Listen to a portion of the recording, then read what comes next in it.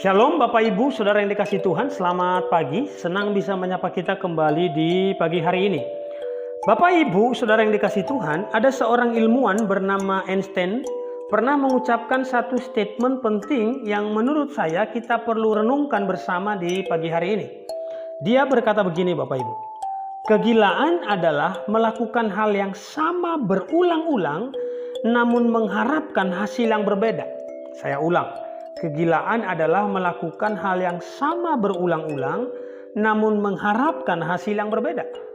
Bapak Ibu, Saudara yang dikasihi Tuhan, saya meyakini setiap kita pasti mengharapkan kemajuan. Entah itu kemajuan dalam pelayanan, kemajuan dalam bisnis, kemajuan dalam rumah tangga, dan kemajuan-kemajuan lainnya dalam hal yang positif tentunya. Setujukah Bapak Ibu Saudara yang dikasihi Tuhan bahwa tidak ada kemajuan tanpa sebuah perubahan? Saya ulang, tidak pernah ada kemajuan tanpa sebuah perubahan. Jadi kalau mau lihat kemajuan dalam hal apapun di dalam hidup kita, maka mau tidak mau mulailah untuk melakukan sebuah perubahan. Ada sebuah survei di Amerika tentang orang-orang yang telah dipasang ring akibat penyakit jantung yang mereka alami. Dari hasil survei tersebut ternyata hasilnya hanya 5% dari mereka yang telah pasang ring yang mengubah pola makannya. Saya ulang Bapak Ibu, dari hasil survei tersebut ternyata hasilnya hanya 5% dari mereka yang telah pasang ring yang mengubah pola makannya. Saya menyampaikan hasil survei ini tidak bermaksud untuk menghakimi kita, tetapi ada sebuah pelajaran yang saya amati dari hal ini Bapak Ibu Saudara kasih Tuhan. Pelajarannya adalah betapa susahnya kita untuk berubah. Padahal ini baru bicara soal makan dan belum hal lainnya yang penting dalam kehidupan. Meski kita dalam tanda petik sudah terancam, tetapi berubah sepertinya belum jadi pilihan yang tepat di mata kita. Dalam Matius pasal 9 ayat 17 dikatakan begini Bapak Ibu. Begitu pula anggur yang baru tidak diisikan ke dalam kantong kulit yang tua. Karena jika demikian kantong itu akan koyak sehingga anggur itu terbuang dan kantong itu pun akan hancur. Tetapi anggur yang baru disimpan orang dalam kantong yang baru pula. Dan dengan demikian terpeliharalah kedua-duanya. Saya ulang penekanan penting bagian terakhir Bapak Ibu. Tetapi anggur yang baru disimpan orang dalam kantong yang baru pula. Dan dengan demikian terpeliharalah kedua-duanya. Orang Israel Bapak Ibu Saudara kasih Tuhan punya kebiasaan selalu untuk menyimpan anggur yang baru dalam kantong yang baru. Kalau anggur yang baru disimpan dalam kantong yang lama, maka kerasnya anggur yang baru akan mengoyak kantong tua dan membuat anggur itu akan tumpah dan menjadi sia-sia dan tak berguna. Apa pelajaran dari ayat ini Bapak Ibu Saudara kasih Tuhan buat kita?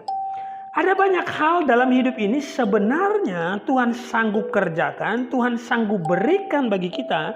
Namun sebelum semua itu dia kerjakan, Tuhan ingin memastikan bahwa kita menampungnya dalam kantong yang baru. Karena kalau pakai kantong yang lama, semua akan terbuang menjadi percuma dan sia-sia.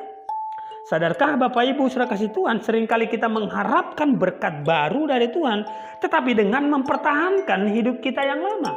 Saya ulang Bapak Ibu, sadarkah kita bahwa seringkali kita mengharapkan berkat baru dari Tuhan, tetapi dengan tetap mempertahankan hidup kita yang lama.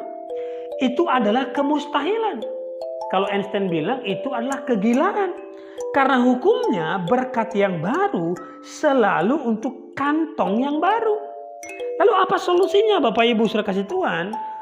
Solusinya adalah mulailah melakukan perubahan di dalam hidup kita. Tinggalkan semua dosa dan jadikanlah hati kita menjadi kirbat yang baru di mata Tuhan.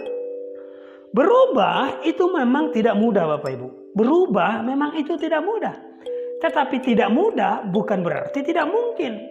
Berubah itu mungkin Bapak Ibu Saudara kasih Tuhan. Ada sebuah penelitian tentang orang-orang yang ingin berubah. Ternyata ada beberapa faktor. Yang pertama, niat dari diri sendiri itu 50%, Bapak Ibu. Niat dari diri sendiri itu 50%. Yang kedua, krisis atau keadaan sulit itu 40% menentukan perubahan kita. Lalu yang ketiga, dibimbing atau di-mentoring itu 8% menentukan perubahan kita. Lalu yang terakhir, khotbah itu ternyata cuma 2% menentukan perubahan kita. Jadi yang pertama, niat diri sendiri 50%, krisis 40% atau keadaan sulit, di-mentor atau dibimbing 8%, khotbah hanya 2%. Jadi khotbah sebagus apapun, pendeta sehebat apapun, tidak akan pernah menjamin hidup kita berubah. Yang paling penting itu ternyata niat dari hati kita sendiri. Selama belum niat untuk berubah, nasihat orang tua, nasihat para hamba Tuhan tidak akan banyak menolong kita untuk berubah, Bapak Ibu. Jadi sekali lagi saya ulang, saya tegaskan. Kalau kita ingin berkat baru, siapkan dulu kirbat yang baru. Begitu kita siapkan kirbat yang baru, maka Tuhan akan mengerjakan berkat yang baru dalam hidup kita. Amin. Bapak Ibu Saudara kasih Tuhan, demikian kebenaran firman Tuhan, semoga memberkati kita. God bless you.